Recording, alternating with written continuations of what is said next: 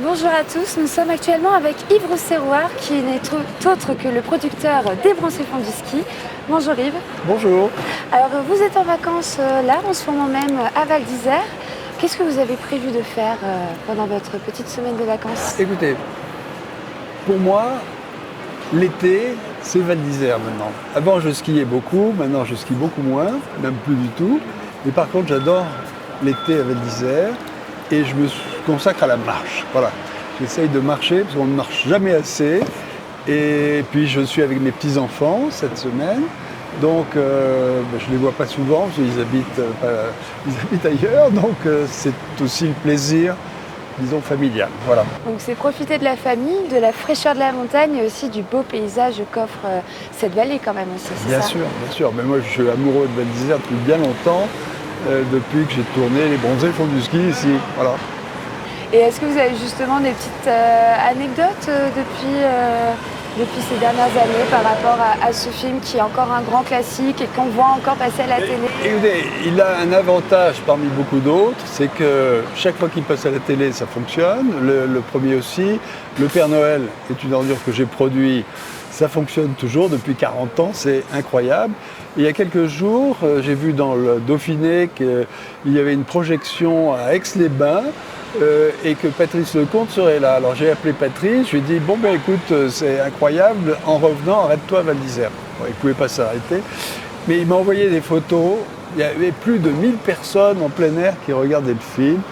Il m'a dit, c'était absolument extraordinaire. Donc voilà, c'est une satisfaction, évidemment, parce que vous savez, quand on produit, on ne sait jamais ce qui va arriver. Bon, mais surtout, ce sont des films que j'ai produits un peu contre l'avis de tout le monde, puisque aucune télévision n'avait voulu les coproduire, ni les diffuser à l'époque, et ni le premier, ni le second. Et c'était donc un peu pour moi une espèce de revanche sur le temps, de voir que finalement, il y a plusieurs générations qui découvrent, même mes petits-enfants qui ne l'avaient pas vu et qui ont 10 ans le découvrent. Donc voilà, c'est sympathique. Alors les gens me disent, mais tu gagnes encore beaucoup d'argent. Je dis non, je ne gagne plus d'argent, mais par contre, je gagne des palmes. Voilà.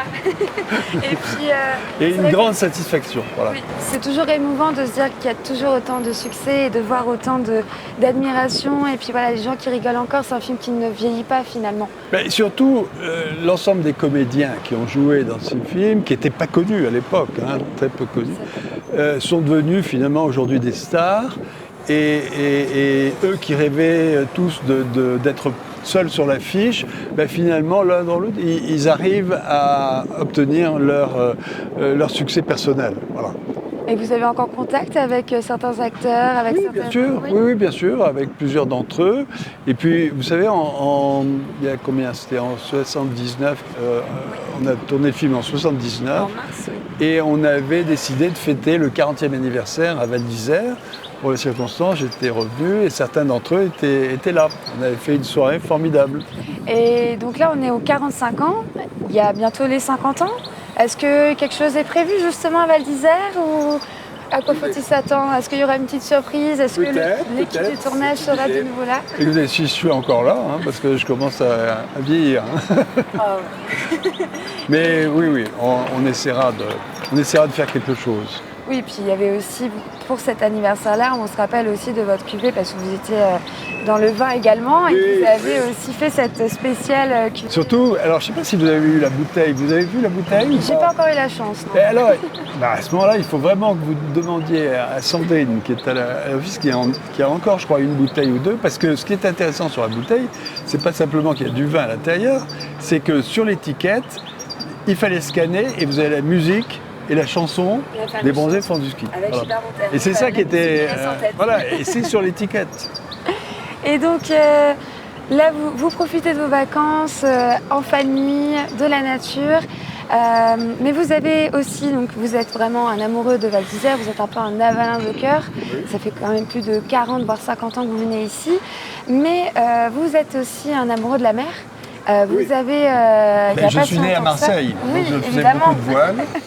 Et vous avez justement un autre projet depuis peu de temps. Oui, qui est tombé un peu par hasard. En fait, il y a en 1983, j'ai participé à la Coupe de l'Amérique avec tout un équipage. Bon, alors on n'a pas gagné, mais on n'a pas vraiment perdu parce que cette année-là, ce sont les Américains qui détenaient la Coupe depuis 132 ans qui ont perdu la Coupe au profit des Australiens qui, je dois dire, avaient un peu triché parce qu'ils avaient un peu changé la quille du bateau, alors qu'on avait théoriquement les mêmes bateaux. Mais voilà, c'est comme ça s'est fait. Et puis 40 ans après, plusieurs de mes équipiers que je n'avais pas vus m'ont appelé pour me dire « Yves, on a récupéré la coque que j'avais donnée, effectivement j'avais donné le bateau à la navale, à Brest, le bateau, alors ils s'en sont servis pendant une dizaine d'années, puis après l'ont abandonné. Donc, un de leurs amis a récupéré le bateau, chantier naval à Concarneau. Ils m'ont appelé, ils m'ont dit on voudrait que tu sois président d'honneur de cette association pour que le bateau puisse être restauré et qu'il puisse naviguer en Méditerranée, parce que maintenant ce type de bateau ne correspond plus du tout aux règles de la Coupe de l'Amérique, qui sont maintenant des engins volants, ou presque. Et donc j'étais très touché de leur geste. Alors peut-être qu'ils pensaient que j'allais financer une nouvelle fois le bateau. J'ai dit non, je l'ai fait une fois, mais je vais les aider en fait à trouver des partenaires, à trouver des donateurs.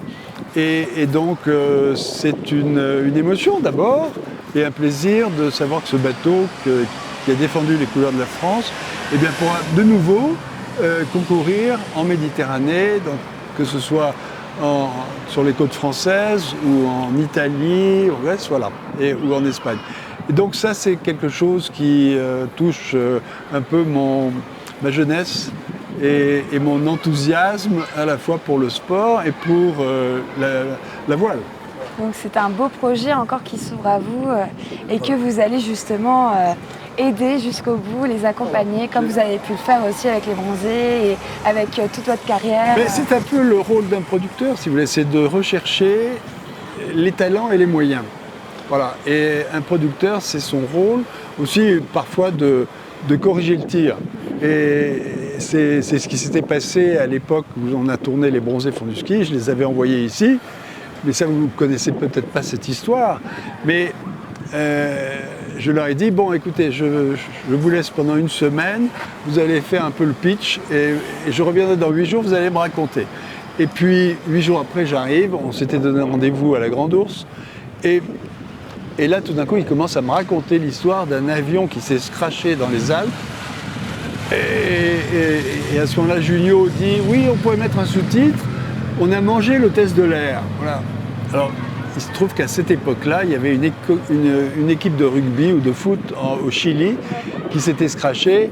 Et pour survivre, ils avaient mangé les morts. Donc, quand ils m'ont raconté cette histoire, qui devait se passer à Val d'Isère, là, j'ai dit non, c'est pas possible. L'altitude vous a un peu troublé.